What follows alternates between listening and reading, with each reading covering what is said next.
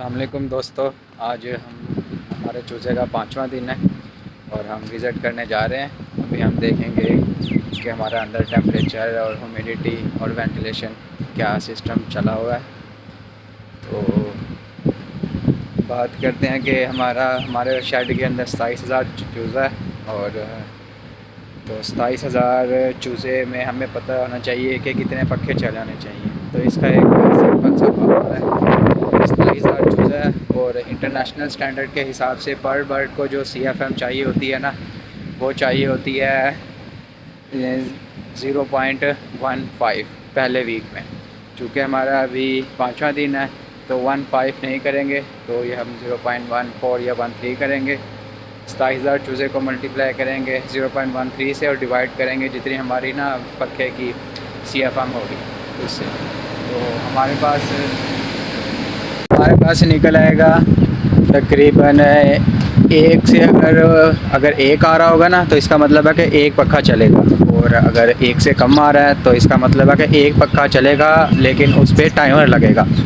तो टाइमर जो हमारा आंसर आएगा उसको मल्टीप्लाई करेंगे 300 से, तो 300 का मतलब है कि 5 मिनट। फिर जो हमारा आगे जवाब आएगा उसका मतलब है कि 5 मिनटों में 30 सेकंड या 40 सेकंड ऑन होगा और बाकी जितने सेकंड रह जाएंगे वो साइड वो हमारा। तो अब हम अपने DP रूम में चलते हैं और देखते हैं वहाँ पे क्या वेंटिलेशन है। तो फिर दोस्तों, अब हम अपने DP रूम में आ गए हैं और अब हम देखेंगे कि हमारा यहाँ पर क्या सिस्टम चल रहा है। जो हमारे हिसाब से एक पखा चलना चाहिए था और वो भी टाइमर पर। तो हम देखते हैं, ये हमारे सारे पखे हैं, सारे ऑफ हैं, सिर्फ ये वाला चल रहा है और वो भी ऑटो पे। आप ये देखें सारे बंद हैं। तो अब हम इसको खोलते हैं। तो आप ये अंदर देखें, ये टाइमर पे लगा हुआ है, ये लगा हुआ है 3 मिनट ऑफ और 30 सेकंड ऑन। जो इस साइड पे होता है वो है ऑन 30 सेकंड है, और जो इधर राइट साइड पे है ये ऑफ है, 3 मिनट ऑफ है हमारा।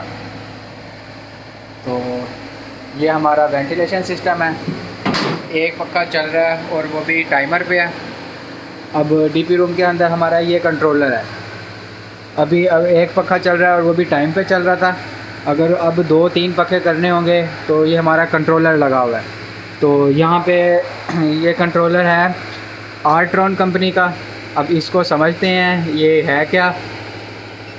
सबसे पहले ये F लिखा हुआ है, ये मतलब हमारे फ़ैन है। अगर हमारे अंदर 8, 10, 12 जितने भी मर्ज़ी फ़ैन है ना, अंदर हमारे यहाँ तकरीबन 8-9 फ़ैन है हमारे।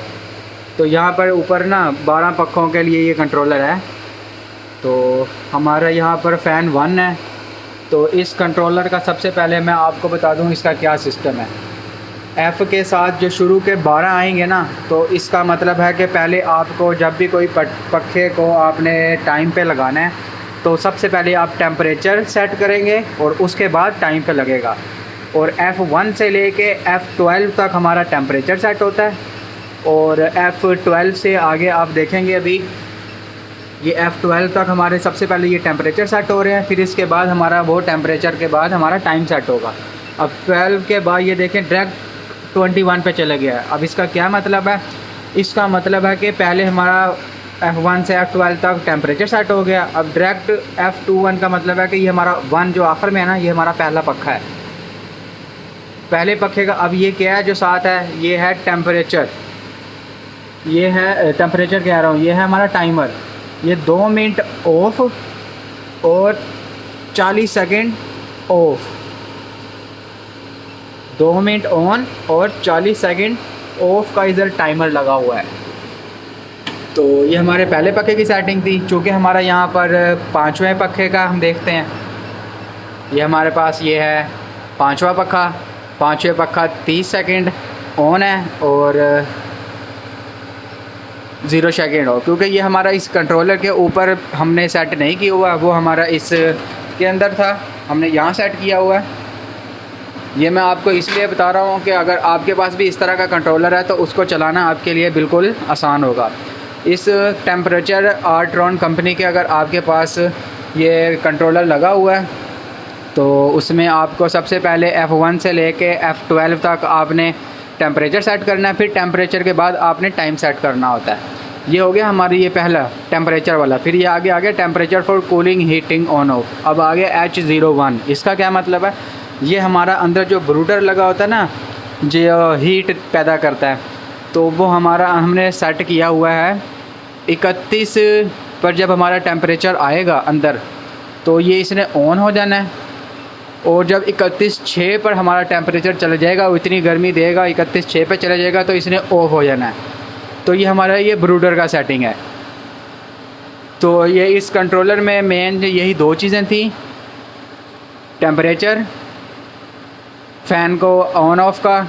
सबसे पहले हमने F1 से F12 तक हमारे फ़ैन है, उनका पहले टेम्परेचर सेट करना है। फिर उसके बाद F12 के बाद 21 आ जाएगा, उसका मतलब है कि 21 के बाद पहला पक्का है। फिर उसके बाद वो टाइमर पे लगेगा। ये बिल्कुल आसान सिस्टम होता है। इसका आसानी से ये है कि पहले आप टेम्परेचर सेट करेंगे।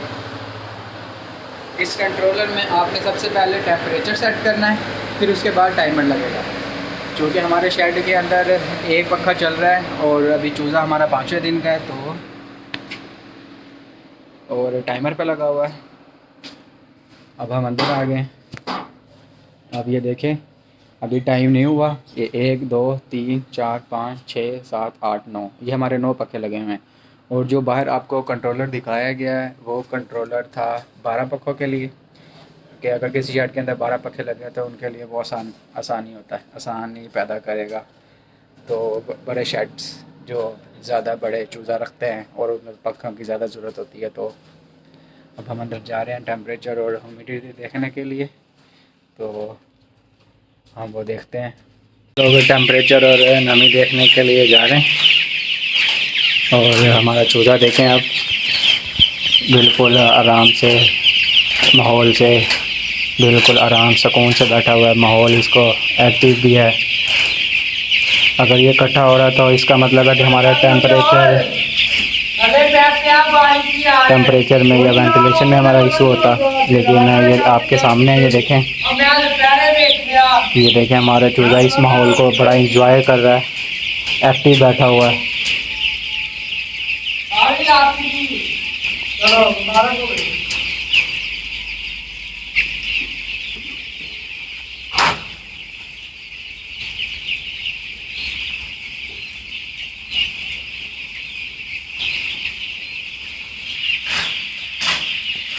ये हम अपना टेम्परेचर और नमी देखने लगे।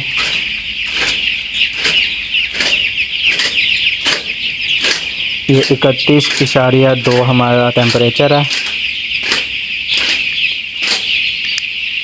और 73.7 जो है इसकी नमी है। मतलब कि हमारा नमी और टेम्परेचर बिल्कुल ठीक चल रहा है। हमने डेली 0.3 ना टेम्परेचर हम कम कर रहे हैं ताकि चूज़े का माहौल भी ठीक रहो और टेम्परेचर भी नीचे आ जाए। तो हम देखेंगे हमारा इस टेम्परेचर को नीचे डाउन करने से हमारा चूज़े का अगर इकट्ठा हो रहा हो तो फिर हम उस दिन रुक जाएंगे। फिर हम 3 पॉइंट की जगह 2 या 1 पॉइंट करेंगे या फिर उसको चेंज नहीं करेंगे।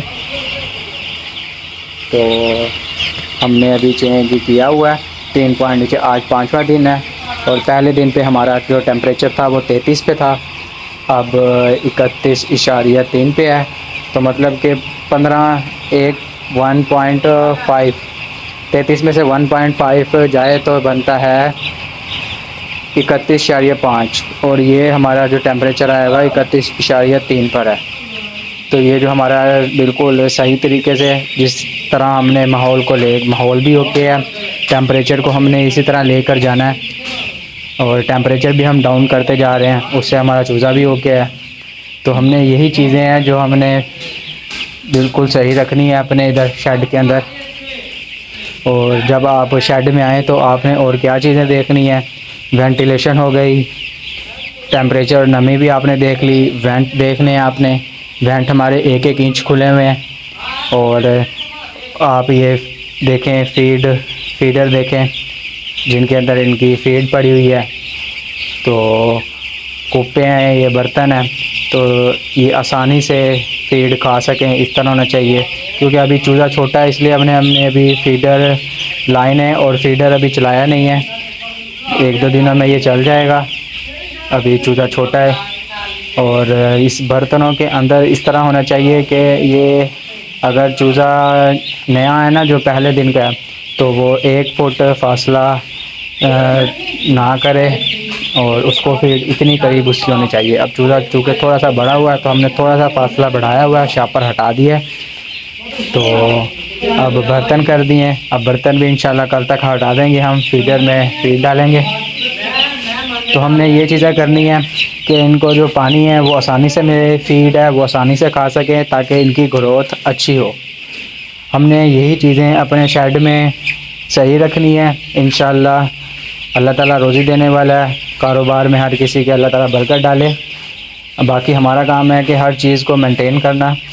हमने वेंटिलेशन बिल्कुल ओके की हुई है और टेम्परेचर और ह्यूमिडिटी भी, और हमारा वो जो वाटर लाइंस हैं वो उनका लेवल भी ठीक है, और फीडर है वो भी, बर्तन हमारे इतने हमने ज़्यादा रखे हुए हैं ताकि दूसरे शेड्स के अंदर इतने बर्तन नहीं पड़े होते। ये आप देख रहे होंगे, ये तकरीबन 1 कदम के फासले पर आपको बर्तन मिल रहा होगा।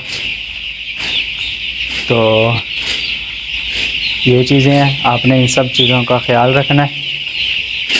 आज हमारे चूजे का 5वां दिन है।